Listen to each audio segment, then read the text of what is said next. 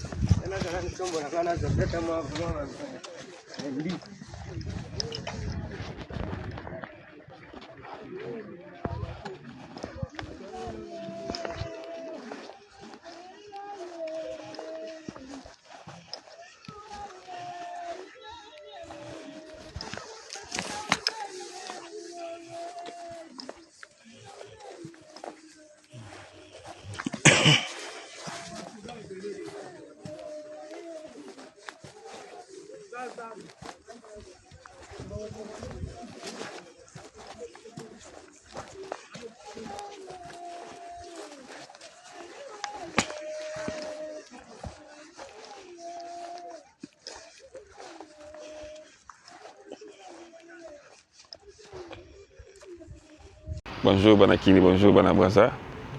Eza wabino Papa Gino TV.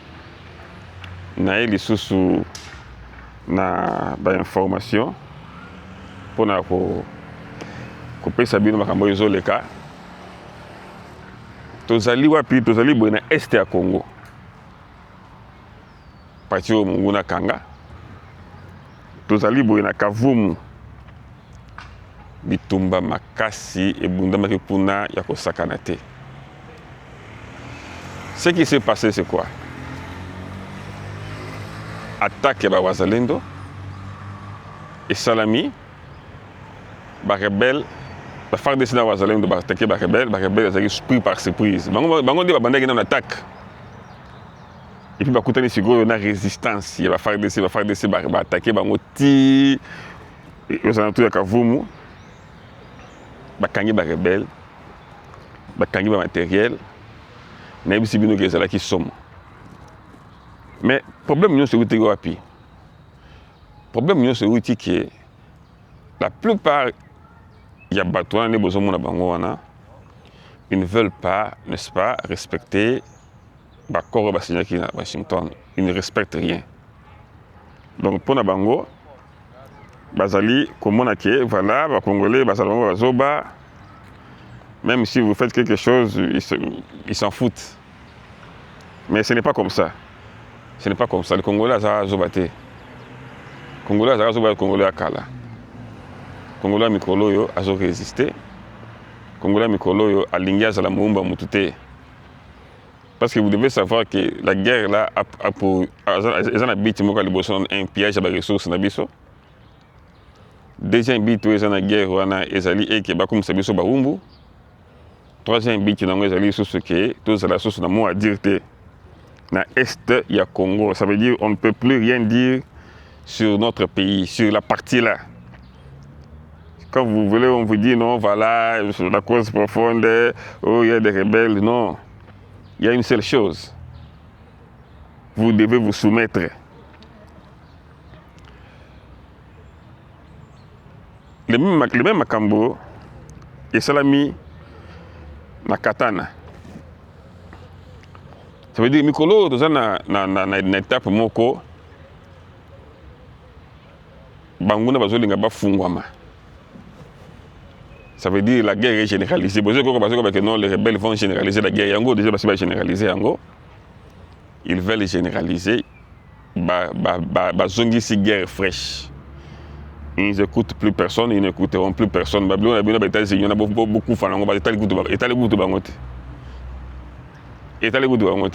pour le moment, c'est attaque sur tous les fronts. Maintenant, qu'est-ce qui se passe? Ce qui se passe, c'est que tozomona ke baautorité na biso baza mingi na défensif. Je m'explique. Bazelaka ba attaquer bango. C'est comme si bango est normal côté ba rebelle bazana comme nango déjà bango biso peut deux côté na biso donc bazana initiative T autorité militaire na biso ils n'ont pas d'initiative. Ça veut dire ba fanda na bango donc si ba attaquer sur défendre même si pour mon abou ba perdre mo bazo que sous cima. Je ne sais pas est-ce que il n'y a pas moyen ya ko luka ba fresh idée dans ba militaire ce que nous tout monde ko quartier par exemple pour récupérer tes pas coach mutu mususu te. Non, c'est la question. Parce que dans la possibilité de biloko la gestion na management ils ont des biloko soit tu connais soit tu ne connais pas. Ce qu'on éviter aux entreprises na gouffre.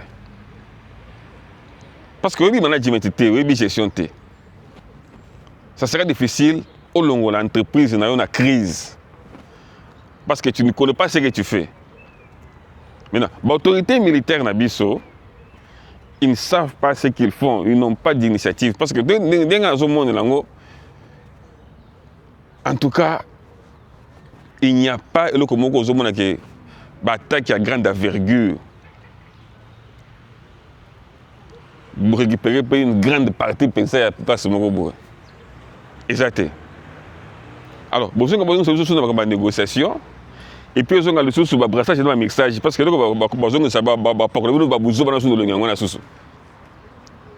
on n'est pas prêt pour voir ces bêtises-là. Congolais, mon côté, on a peur qu'on a sous brassage de mixage. Bêtises. Donc, c'est un peu ça. Normal. Il y a beaucoup de déplacés. La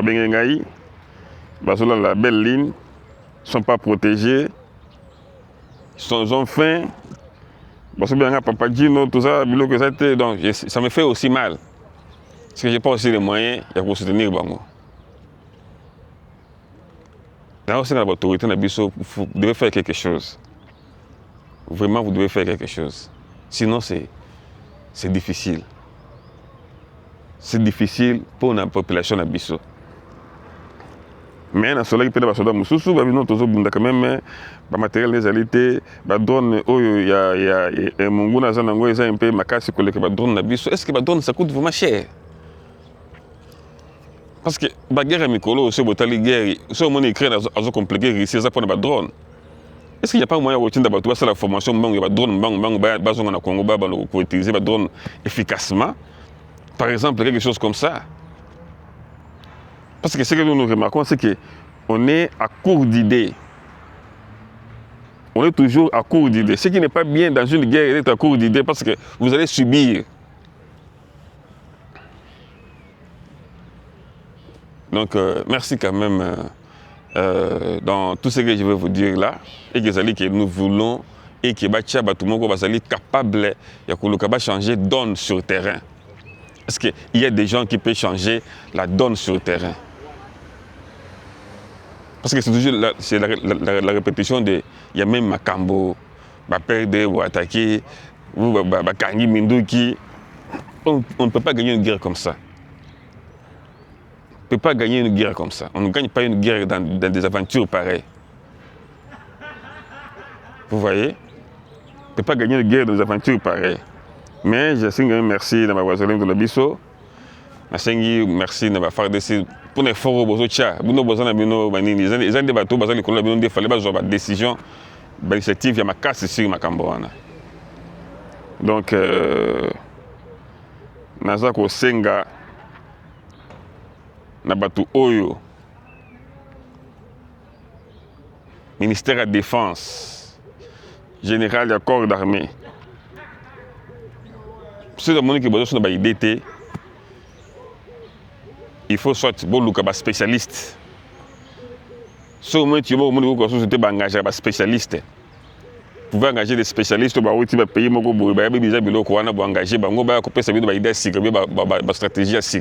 Ce n'est pas un problème. Ils ont crime. Même les Blancs font ça. Au moment où l'entreprise au marché, engager un spécialiste, par exemple, si l'entreprise dans la crise. L'armée congolaise, par exemple, beaucoup ça lango. Engager spécialiste moko américain ou bien français ou bien par exemple. Nous sommes spécialistes, il y a guerre dans la Dessika. Parce que les négociations dans les autres nations, on dit que nous sommes négociés dans la rebelle, on a l'intégration. Parce que si vous ne pouvez pas porter quelqu'un, vous devez négocier avec lui. Or, si vous négociez avec lui, ça veut dire que nous allons dans la case de départ. Où va Congolais va aller société. C'est ça. Congolais, mon côté, à ça n'a pas ça. Il y a comme on a sous un brassage. Un Congolais va aller sous le on ne veut plus de ça. Parce que le Congo ne peut pas se développer avec tous ces genres de bêtises. Et aussi Mbaté. Donc, et là, vous allez en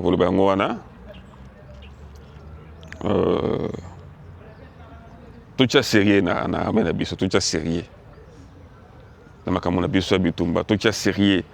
Na bato bazo sala ba décision makambo minduki ya mboka na biso. Maintenant du sérieux sur ça. Donc ils allaient qui bino papa Gino TV. Na qui pour na passer une situation ya guerre na est zongi gumi général, ba guerre ba fond mingi zo bundama. Mais apparemment on ne gagne pas. Ce qui n'est pas bien. C'est notre pays à nous. Donc, merci beaucoup. Merci à Bato Bazo Sabiso, image yo. Bienvenue, Kembeladio, Petit Nanga Trésor, Place aux Ali, Bambote, Vienanga William Wambalu. Merci. Et c'est là que Bino Papa Gino TV en direct. Agopé Sabino, News et Zali sur le terrain. Merci et à la prochaine. Ciao.